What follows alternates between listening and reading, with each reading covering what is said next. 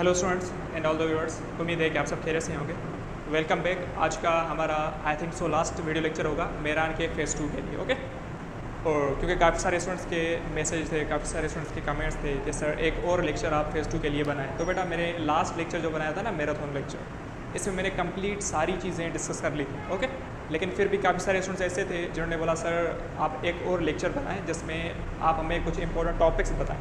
तो बेटा अगर मैं इंपॉर्टेंट टॉपिक्स बताऊंगा तो इसमें आपको फ़ायदा नहीं होगा, क्योंकि आप पीडीएफ वगैरह खोल के पढ़ने बैठ जाएंगे।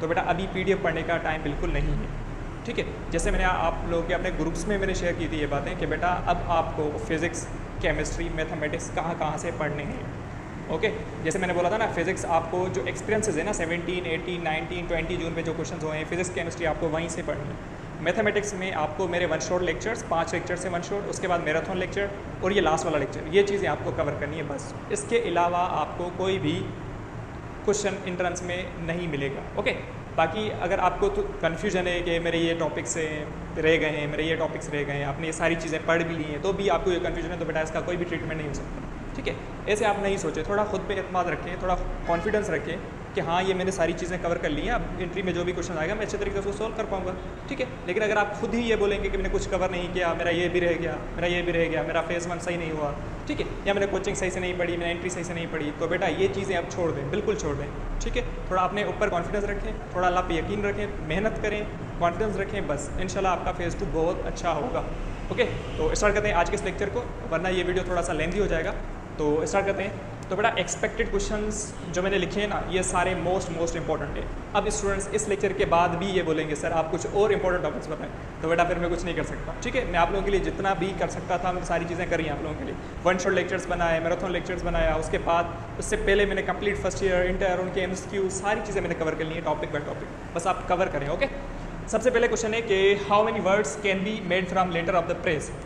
तो बेटा इसी पैटर्न का क्वेश्चन पूछा जाता है, ठीक है। अब प्रेस आपको वर्ड गिवन है, इसमें से हम कितने लेटर्स बना सकते हैं। तो मैंने आपको क्या बताया था, सबसे पहले देखें तो टोटल कितने लेटर्स हैं, 1 2 3 4 5, टोटल 5 लेटर्स, ऊपर 5 फैक्टर रखेंगे, डिवाइड बाय, देखें ऐसा कोई लेटर है जो रिपीट हो रहा है तो आप देख सकते हैं S 2 टाइम्स रिपीट हो रहा है तो डिवाइड में 2 फैक्टर लिखेंगे, और हमें पता है 5 फैक्टोरियल 120 होता है, और 120 को 2 के साथ डिवाइड करेंगे तो आंसर होगा 60। हम 60 लेटर्स बना सकते हैं, तो एक्जैक्टली इसका आंसर 60 हो जाएगा। नेक्स्ट देखें, probability of getting at least one tail बोले यहाँ पे आ जाए 1 head if 2 coin are toss. अगर 2 कॉइन्स को हम टॉस करेंगे तो एटलीस्ट 1 टेल आने के चांसेस कितने। तो बेटा अगर 2 कॉइन्स टॉस होंगे उसके आउटकम्स कितने कौन से हो सकते हैं, या तो हेड आएगा, या तो हेड टेल आएगा, या तो टेल हेड आएगा, या तो टेल आएगा, ये आउटकम्स होते हैं। ओके, अगर आप 2 कॉइन्स को टॉस करेंगे तो अब आपसे पूछा जा रहा है एटलीस्ट 1 टेल। तो बेटा एटलीस्ट का मकसद ये होता है कम अज़ कम 1 टेल, हम 2 भी ले सकते हैं। ओके, तो बेटा देखें 1 टेल के कौन से हैं, ये 1 टेल का है, ये भी 1 टेल का है, लेकिन एटलीस्ट बोला गया है तो हम 2 टेल वाले भी लेंगे। तो आप देखें फेवरेबल आउटकम्स कितने हुए 3, और टोटल आउटकम्स कितने 4, तो इसका आंसर होगा 3/4। अगर आपसे पूछा जाता ना एटलीस्ट 1 हेड, तो भी इसका आंसर क्या आ जाता, 3/4 ही आता। इस तरीके से ये भी क्वेश्चन पूछा गया है 18 जून को। नेक्स्ट, आइडेम्पोटेंट मैट्रिक्स की कंडीशन। तो बेटा आइडेम्पोटेंट मैट्रिक्स की कंडीशन ये होती है कि अगर मैट्रिक्स का हम स्क्वायर करें और आंसर वही आ जाए, और मैट्रिक्स का स्क्वायर ये नहीं होता आप मैट्रिक्स को मैट्रिक्स के साथ मल्टीप्लाई करना, ये होता है मैट्रिक्स का स्क्वायर। क्या होता है, अगर ए स्क्वायर बोला गया तो इसका मकसद है ए मैट्रिक्स को ए मैट्रिक्स के साथ मल्टीप्लाई करवाना। अगर ये कंडीशन फॉलो हो रही है तो उस मैट्रिक्स को क्या कहते हैं, आइडेम्पोटेंट मैट्रिक्स। कंडीशन याद रखिएगा। नेक्स्ट, सिमेट्रिक मैट्रिक्स क्या होता है बेटा, ऐसा मैट्रिक्स जिसका ट्रांसपोज करें ए मैट्रिक्स आ जाए, ये होता है सिमेट्रिक मैट्रिक्स, याद रखें। एसक्यू सिमेट्रिक्स वो होता है जिसका ए ट्रांसपोज करें -a आ जाए, ये कंडीशन भी पूछी गई है। सिंगुलर मैट्रिक्स या सिंगुलर मैट्रिक्स को हम इनवॉल्यूटरी मैट्रिक्स भी कहते हैं, ठीक है। सॉरी इन्वर्टिबल, क्या कहते हैं, इन्वर्टिबल मैट्रिक्स। तो सिंगुलर मैट्रिक्स की कंडीशन क्या होती है, ऐसा मैट्रिक्स जिसका डिटरमिनेंट 0 हो जाए। अगर डिटरमिनेंट 0 नहीं हुआ तो नॉन सिंगुलर मैट्रिक्स कहलाता है, ठीक है।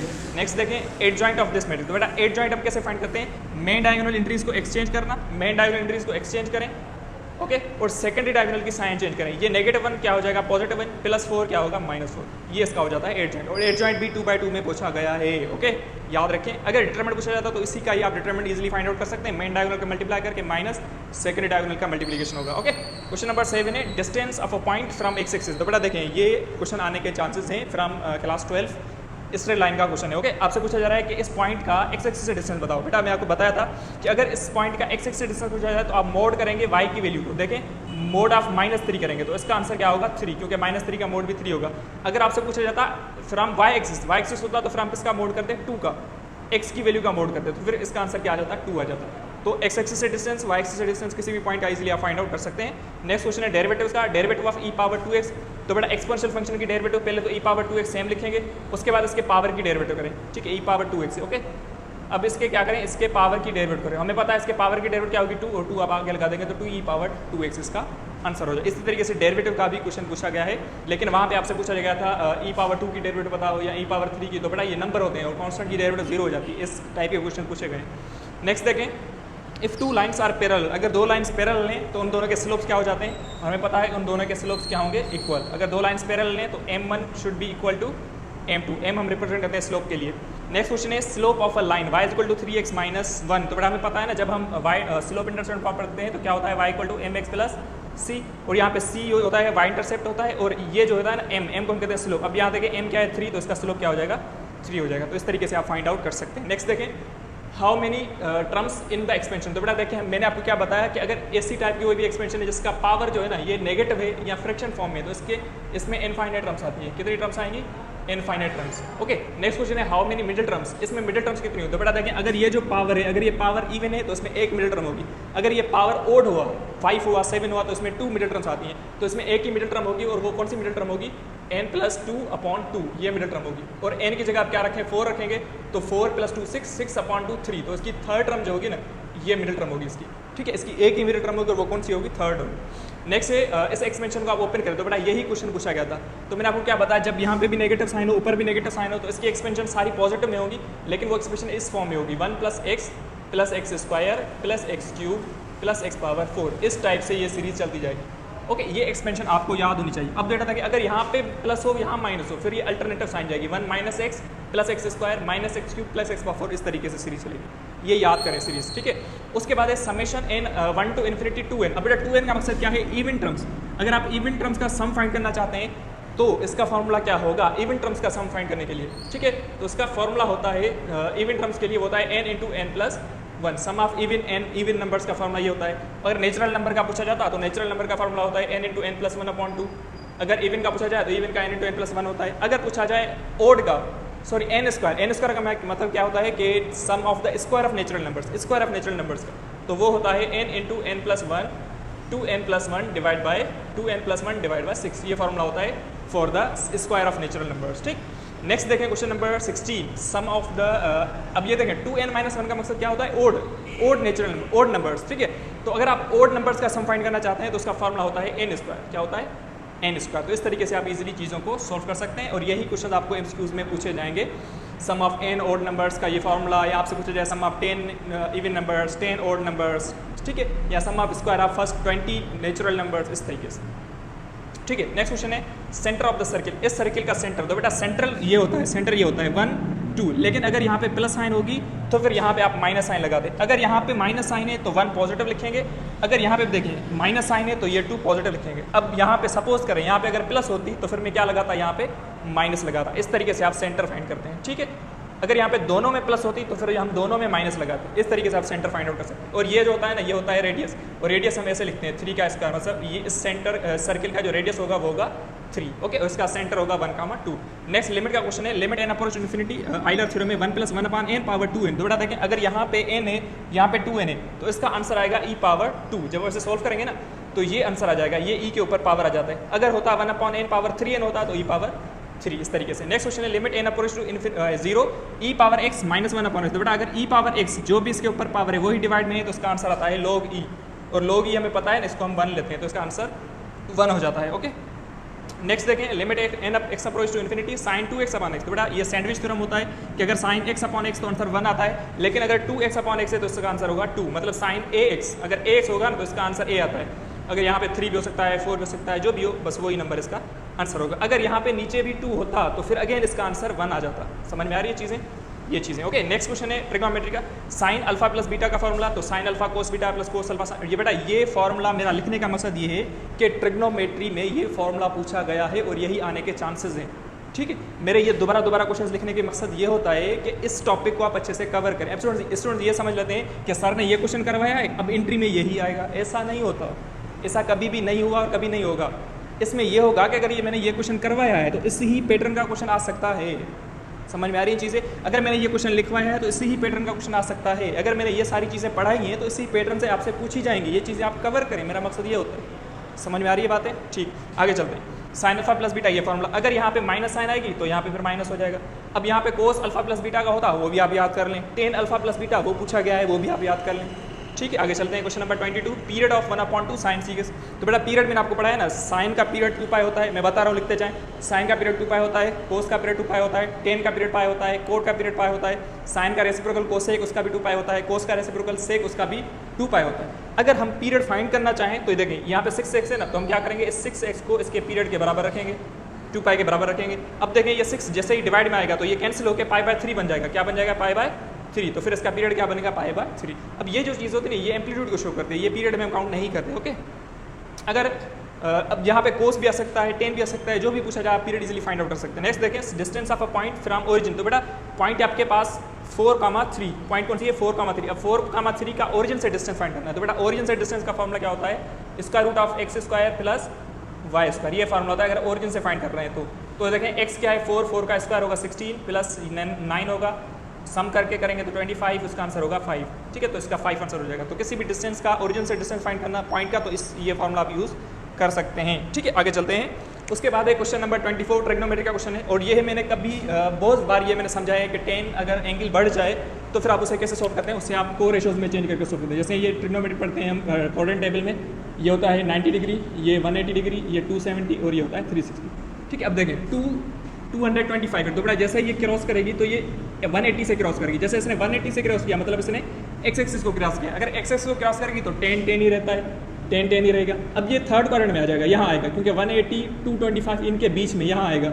जैसे यहाँ आएगा तो 180 जैसे सेपरेट करेंगे तो इसका आंसर होगा 45। और हमें पता है थर्ड क्वाड्रेंट, क्योंकि थर्ड क्वाड्रेंट में आएगा ना, और थर्ड में 10 पॉजिटिव होता है तो इसके लिए 10 पॉजिटिव मैंने लिखा, और 10 45 की वैल्यू होती है 1। ओके, इस तरीके से आपने कहा। अगर यहाँ पे पूछा था साइन 225 तो अगेन वही बात हो जाती, साइन में रहता, और क्योंकि थर्ड क्वाड्रेंट में आ जाता तो थर्ड क्वाड्रेंट में साइन नेगेटिव होता है, तो इसलिए हम नेगेटिव साइन लेते और यहाँ पे अगेन 45 होता, तो फिर इसका आंसर -1/2 हो जाता। बातें आ रही है समझ में? अगर कोस में पूछा जाता तो कोस में अगेन ये कैंसिल आउट हो जाता, यहाँ पे थर्ड क्वाड्रेंट में आता, ये कोस ही रहता, लेकिन थर्ड क्वाड्रेंट में कोस नेगेटिव होता है। ठीक है, उसी तरीके से अगर 225 है तो यहाँ पे 45 बचेगा, और कोस 45 की अगेन वैल्यू क्या होगी? 1/2। तो इस तरीके से आप फाइंड आउट कर सकते हैं। अब यहाँ पे 10 पूछा जाए, कोई भी चीज़ पूछी जाए, एंगल बढ़ जाए, आप इजीली इसे सोल्व कर सकते हैं इस रेशियोज को चेंज करते हुए। उसके बाद आपसे पूछा जा रहा है domain of sine inverse x. तो बेटा ये क्वेश्चन आपसे रेंज में पूछा गया है। रेंज इसकी होती है साइन इनवर्स एक्स की रेंज जो होती है ना, वो होती है -π/2 से लेकर π/2 तक। लेकिन अगर डोमेन पूछी जाए तो इसकी डोमेन होती है -1 से 1 तक, -1 से 1। Domain of sine inverse x -1 से 1 तक होती है। अगर रेंज साइन एक्स की पूछी जाए, साइन इनवर्स एक्स की नहीं, तो साइन एक्स की रेंज जो होती है ना वो होती है -1 से 1 तक। तो डोमेन साइन इनवर्स एक्स की -1 से 1, रेंज साइन एक्स की -1 से 1 तक, और रेंज साइन इनवर्स एक्स की -π/2 से π/2 तक। ये चीज़ें याद करें, ठीक है। उसके बाद है फॉर्मूला साइन 2x का फॉर्मूला। तो बेटा देखें साइन 2x का फॉर्मूला क्या होता है? 2 sin x cos x, ये फॉर्मूला भी याद कर लें डबल एंगल में। यहाँ पे cos 2x का भी आप याद कर लें। उसके बाद साइन x पूछा गया तो हमें पता है ना, साइन x का साइन स्क्वायर x जो होता है ना, वो होता है 1 - cos x, 1 - cos square x। अगर यहाँ पे साइन x पूछा गया तो स्क्वायर को यहाँ रेडिकल लगा दें, तो यहाँ plus minus 1 - cos square x हो जाएगा इस तरीके से। अब यहाँ पे पूछा जा रहा है कोस -60, तो हमें पता है कोस इज यानी इवन फंक्शन। अगर ये इवन फंक्शन है तो ये माइनस साइन कैंसिल हो जाएगी, और कोस 60 की जो वैल्यू होती है वो होती है 1/2। इस तरीके से आप सोल्व करते हैं। अगर यहाँ पे साइन 60 पूछा था तो साइन 60 -1/2, क्योंकि साइन ओड फंक्शन होता है और माइनस साइन आएगी इसमें। बातें आ रही हैं समझ में? ओके। उसके बाद है इंटीग्रेशन का। इंटीग्रेशन में ये फॉर्मूला मोस्ट इंपॉर्टेंट बेटा, इसी ही पैटर्न से क्वेश्चन पूछा गया है। Integral of a/1 + x dx। तो बेटा देखें, अगर नीचे वाले फंक्शन के ऊपर डेरिवेटिव पड़ी हो तो हम क्या करते हैं? लॉग लगाते हैं। नीचे वाले फंक्शन के साथ क्या लगाते हैं? लॉग लगाते हैं। अब देखें इसे आप कैसे सोल्व करेंगे? a को छोड़ दें, नीचे वाले के साथ लॉग लगाएं, क्योंकि 1 + x की डेरिवेटिव 1 ही होगी, तो नीचे वाले फंक्शन के साथ लॉग लग जाएगा, 1 + x + c, ये इसकी डेरिवेटिव हो जाएगी। अगर यहाँ पे 2 होता तो a2 हो जाता, अगर यहाँ पे 3 होता तो a3 हो जाता। सिंपल, इसी पैटर्न का क्वेश्चन पूछा गया है। नेक्स्ट है e⁻x की इंटीग्रेशन। तो बेटा e⁻x की इंटीग्रेशन e⁻x ही होती है। अगर यहाँ पे e⁻2x होता तो यहाँ पे 2 आ जाता। बातें आ रही है समझ में? ओके। और यहाँ पे भी 2 होता इस तरीके से। अब sin 2x की इंटीग्रेशन, बेटा सबसे पहले देखें sin x की इंटीग्रेशन होती है -cos 2x। अब इसकी एंगल जो है ना, इसकी डेरिवेटिव करें। जब आप एंगल की डेरिवेटिव करेंगे तो एंगल होगी 2, तो आप इसके नीचे लगा देंगे +c, ये इसकी इंटीग्रेशन हो जाएगी। ठीक है। उसके बाद इंटीग्रेशन ऑफ x³ + 2x। तो बेटा देखें x³ की इंटीग्रेशन करेंगे तो ये होगा x⁴/4 प्लस इसकी इंटीग्रेशन करेंगे तो पावर में एक प्लस होगा, वो डिवाइड में हो जाएगा, कैंसिल होकर +c बन जाएगा। तो इस तरीके से आप इजीली इंटीग्रेशन को सोल्व कर सकते हैं। ठीक है, अब ये इंपॉर्टेंट चीज़ें याद रखें। उसके बाद ये इंटीग्रेशन आप सोल्व करें, 1 + x / 1 - x dx। इसको सॉल्व करें लाजमी, ये भी पूछा गया है। ओके, इसे आप खुद सॉल्व करें। नेक्स्ट देखें, slope of a line 2x - 2y = 2। तो बेटा सबसे पहले देखें इसको आप थोड़ा चेंज करें। 2x, इस 2y को जब आप इस साइड लेकर जाएंगे तो क्या बन जाएगा, ये बन जाएगा 2y बनेगा, और यहाँ पे ये -2, यहाँ पे क्या हो जाएगा, -2 हो जाएगा। इस तरीके से आप सॉल्व करेंगे। ठीक है, नेक्स्ट देखें, हमें तो y चाहिए ना, क्योंकि हमें क्योंकि स्लोप इंटरसेप्ट फॉर्म में चेंज करना होता है। तो इस 2 को आप डिवाइड करवा दें, जैसे इसे डिवाइड करवाएंगे तो यहाँ डिवाइड हो जाएगा, डिवाइड होके ये पूरा कैंसिल हो जाएगा, 2/2 क्या हो जाएगा, 1 हो जाएगा। अब हमें क्या होता है, y = mx + c। तो बेटा देखें यहाँ पे m की वैल्यू क्या है, m की वैल्यू यहाँ तो 1 है, तो इसके लिए इसका स्लोप क्या हो जाता है, इस लाइन का स्लोप जो होगा वो होगा 1, इसका स्लोप होगा 1। अगर स्लोप 1 है तो इसकी इंक्लिनेशन क्या होगी, ये क्वेश्चन आपके लिए, आप इसका आंसर मुझे लाजमी बताइएगा। अगर स्लोप 1 है तो इंक्लिनेशन क्या होनी चाहिए। नेक्स्ट इंपॉर्टेंट क्वेश्चन है derivative of sin x with respect to cos x। अब आपसे पूछा गया था क्वेश्चन में derivative of x⁻7 with respect to x⁻5। बेटा जब भी इस पैटर्न का क्वेश्चन पूछा जाए ना, तो इसकी आप डेरिवेटिव करें। sin x की डेरिवेटिव क्या होगी, हमें पता है cos x की डेरिवेटिव क्या होगी, -sin x। अब जिसकी रेस्पेक्ट में पूछा गया है ना, किसकी रेस्पेक्ट में पूछा गया है, इसकी रेस्पेक्ट में, तो इसकी डेरिवेटिव को इसकी डेरिवेटिव के साथ डिवाइड करेंगे। तो इसकी डेरिवेटिव है ये और इसकी डेरिवेटिव ये, तो ये इसके साथ क्या हो जाएगी, डिवाइड हो जाएगी। और हमें पता है ना, माइनस को छोड़ दें, cos x / sin x ये किसके बराबर होता है, एग्जैक्टली बेटा cot x के बराबर होता है, -cot x इसका आंसर हो जाएगा। ठीक है, बातें आ रही हैं समझ में, तो आगे वाले ठीक है स्टूडेंट्स। उसके बाद क्वेश्चन है 37 कॉन्जुगेट। तो बेटा ये कॉम्प्लेक्स नंबर में क्वेश्चन है, मोस्ट इंपॉर्टेंट क्वेश्चन है। 1 - 3 आयोटा का कॉन्जुगेट। तो बेटा कॉन्जुगेट में हम इमेजिनरी पार्ट की साइन चेंज करते हैं, तो ये हो जाएगा 1 + 3 आयोटा, 1 - 3 आयोटा का 1 + 3 आयोटा। आपसे पूछा गया था 1 - 4 आयोटा, मैंने लिखा है 1 - 3 आयोटा। बात सेम है, बस आपको कॉन्जुगेट भी पढ़ना है, सिंपल है चीज़ें ये सारी। अब ये आइडेंटिटी बेटा, इसके आने के चांसेस मुझे लग रहा है ये क्वेश्चन आ सकता है। ठीक है, अब ये अपने दिमाग में बिठा नहीं लीजिएगा कि ये क्वेश्चन अगर सर ने बोला है तो यही आएगा, ऐसा नहीं है, मे भी आ जाए। अब ये आइडेंटिटी क्या है कि अगर z को z बार के साथ मल्टीप्लाई करेंगे, मतलब कॉम्प्लेक्स नंबर को उसके कॉन्जुगेट साथ मल्टीप्लाई करते हैं, तो इसका आंसर होता है mod ऑफ z का होल स्क्वायर। ये इंपॉर्टेंट है, याद लिख लें अपने पास। नेक्स्ट देखें, if z = 3, 4 then z inverse. तो बेटा z इनवर्स का मतलब है कॉम्प्लेक्स नंबर का क्या कर रहा है, इनवर्स। तो बेटा इनवर्स जब हम फाइंड करते हैं तो क्या करते हैं, मैं यहाँ लिख रहा हूँ, थोड़ा देखें ध्यान से। इनवर्स के लिए हम क्या करते हैं, इसको लिखें और नीचे इसका स्क्वायर करें 9 और इसका स्क्वायर करें 16 कामा, नेक्स्ट वाले का साइन चेंज करें, अगर ये पॉजिटिव है तो ये -4 हो जाएगा और नीचे सेम ही होगा 9 + 16। तो बेटा देखें, अब देखें ये होगा 3 ये क्या हो जाएगा 3/25 कामा -4/25, तो ये हो जाएगा इसका इनवर्स। इनवर्स इस तरीके से आप निकाल सकते हैं, a/a² + b² कामा -b/a² + b²। ये होता है इनवर्स फाइंड करने का फॉर्मूला, ये हमने लिखवाया था। ठीक है, मैराथन लेक्चर में। नेक्स्ट क्वेश्चन है 1 + ω + ω², sum of the cube roots of unity is always equal to 0, product of cube roots of unity is always equals to 1। ये भी आप याद कर लें। ठीक है, उसके बाद आपसे पूछा गया है प्रोडक्ट ऑफ द रूट्स, इसके रूट्स का प्रोडक्ट। तो बेटा प्रोडक्ट का जो फॉर्मूला होता है ना, वो होता है c/a, और सम ऑफ द रूट्स का फॉर्मूला होता है -b/a। ठीक है, अब प्रोडक्ट पूछा गया है तो c, आप यहाँ देखें c क्या है 4, तो ये होगा 4/a क्या है 2, जब आप डिवाइड करेंगे तो इसका आंसर होगा 2। अगर ये सम में पूछा जाता तो सम होता -b/a, माइनस ये होगा 7/a, ये क्या होता है 2, तो 7/2 इसका आंसर होगा। नेक्स्ट देखें, if roots are 3 and 4 then the equation will be. तो अगर देखें रूट्स आपको गिवन हो तो इक्वेशन किस तरीके से फाइंड करते हैं, ये होता है फॉर्मूला x² माइनस, दोनों को सम करें 3 + 4 7, x सेम होगा, प्लस 3 को 4 के साथ मल्टीप्लाई करेंगे, क्योंकि मल्टीप्लिकेशन में मल्टीप्लाई करेंगे तो 12, इसका आंसर हो जाएगा ये इस तरीके से। और आप इजीली से सॉल्व करेंगे तो एक्चुअली इसके रूट्स 3, 4 ही बनेंगे। और इसमें आपको डिस्क्रिमिनेंट फार्मूला याद करना है। अगर डिस्क्रिमिनेंट फार्मूला >0 हो गया तो रूट्स क्या हो जाते हैं, रियल एंड अनइक्वल होते हैं। अगर d 0 हो जाता है तो रूट्स रियल एंड इक्वल हो जाते हैं। अगर d <0 होता है यानी डिस्क्रिमिनेंट <0 होता है तो रूट्स विल भी कॉम्प्लेक्स हो जाते हैं। ये भी चीज़ें अपने पास लिख लें, मैंने लिखी नहीं है, आपको समझा रहा हूँ, बता रहा हूँ, ये भी आप याद कर लें। नेक्स्ट देखें, sum of the all angles of triangle. तो बेटा ये भी क्वेश्चन आई थिंक सो, इसमें एंगल्स आपको दी गई थी, यानी x-2 इस टाइप से आपसे एंगल पूछी यानी दी गई थी, और आपको इसी टाइप का क्वेश्चन सॉल्व करना था। अब मुझे वो क्वेश्चन याद नहीं है, मेरे पास नहीं था, तो मैंने ये क्वेश्चन ऐसे ही लिखा है, sum of the all angles of triangle is always equal to 180 degrees, ये याद कर लें। ठीक है, उसके बाद which one is odd function. तो बेटा ओड फंक्शन हम कैसे चेक करते हैं, अगर दो फंक्शंस मल्टीप्लिकेशन में तो ओड फंक्शन आप कैसे चेक करते हैं, अगर ओड के साथ मल्टीप्लिकेशन है तो हमेशा इवन फंक्शन होता है। ठीक है, वो हमेशा क्या होता है, इवन फंक्शन। अगर इवन का ओड के साथ मल्टीप्लिकेशन है वो होता है ओड फंक्शन। अब हमें ये चीज़ चेक करनी है, sin x odd function, tan x odd function, odd का ओड के साथ मल्टीप्लिकेशन ये इवन है, ये ओड नहीं है, ये इवन है। नेक्स्ट देखें, sin cos x, sin odd function, cos even function, तो ओड का इवन के साथ मल्टीप्लिकेशन, ये हमारा करेक्ट आंसर है। थर्ड देखें, x² even function, cos x even function, तो इवन का इवन के साथ मल्टीप्लिकेशन इवन होता तो ये ओड नहीं होगा। ओके, ये क्रॉस हो जाएगा। x³ odd function, sin x odd function, odd का ओड के साथ मल्टीप्लिकेशन ये भी इवन होता है, ये भी आपका ओड नहीं होगा। तो इस तरीके से आप इजली चेक कर सकते हैं। ठीक है, ये चीज़ अपने पास याद रखें। उसके बाद कंडीशन है बेटा, अगर f of -x आ जाए ना तो ये कंडीशन होती है ओड की, किसकी, और 2। अगर F of minus x F of x के बराबर आ जाए तो ये कंडीशन होती है इवन फंक्शन, ये कंडीशन भी अपने पास लाजमी लिख लें। उसके बाद इंपॉर्टेंट पॉइंट्स, फंक्शन के टाइप्स आपको आने चाहिए, इवन यानी वन ओवर फंक्शन क्या होता है, ऑन टू फंक्शन क्या होता है, इनटू फंक्शन, ये सारी चीज़ें। ऑन टू फंक्शन का दूसरा नाम क्या होता है, सर्जेक्टिव फंक्शन। इनटू फंक्शन का दूसरा नाम क्या होता है, इंजेक्टिव फंक्शन। ये सारी चीज़ें आपको आनी चाहिए। ओके, तो यहाँ तक ये था हमारा लास्ट लेक्चर। ठीक है, तो बेटा इसके बाद आई थिंक सो आपको ज़रूरत नहीं होगी मैथमेटिक्स के लेक्चर की, सारी चीज़ें मैंने डिफाइन कर ली हैं। अगर आपने मेरे लेक्चर्स अच्छे से देखे हैं तो बेटा कोई भी आपको मुश्किल नहीं होगी। आप म्यूट में मैथमेटिक्स में 25 से 25 ही MCQ सही कर सकते हैं अगर आपकी प्रैक्टिस अच्छी होगी तो। ओके, तो आप अच्छे से प्रैक्टिस करें, सारी चीज़ें कवर करें। फिजिक्स कहाँ से पढ़नी है, केमिस्ट्री कहाँ से पढ़नी है, इंग्लिश को कैसे करना है, सारी चीज़ें मैंने आपको बता दी हैं। ठीक है, आप अभी एक्सपीरियंसेस पढ़ें, फिजिक्स केमिस्ट्री के लिए जितने भी एक्सपीरियंसेस हैं 17, 18, 19 जो टेस्ट्स आई हैं इसमें जो कौन से क्वेश्चन आए हैं उनको आप सॉल्व करें, उनकी प्रैक्टिस करें, बस बात। उसके बाद मैथमेटिक्स में जो मेरे वन शॉट लेक्चर्स हैं 17, 18 जो उनका सॉल्यूशन हो गया, मैराथन लेक्चर हो गया, ये लेक्चर हो गया, इसमें आपकी सारी चीज़ें कवर हो जाएंगी, कोई भी आपका MCQ मिस नहीं होगा म्यूट। ठीक है, और इंग्लिश बेटा, इंग्लिश सिनोनिम्स एंटोनिम्स किसी को नहीं पता कहाँ से आएंगे, लेकिन आप थोड़ा बहुत याद कर लें।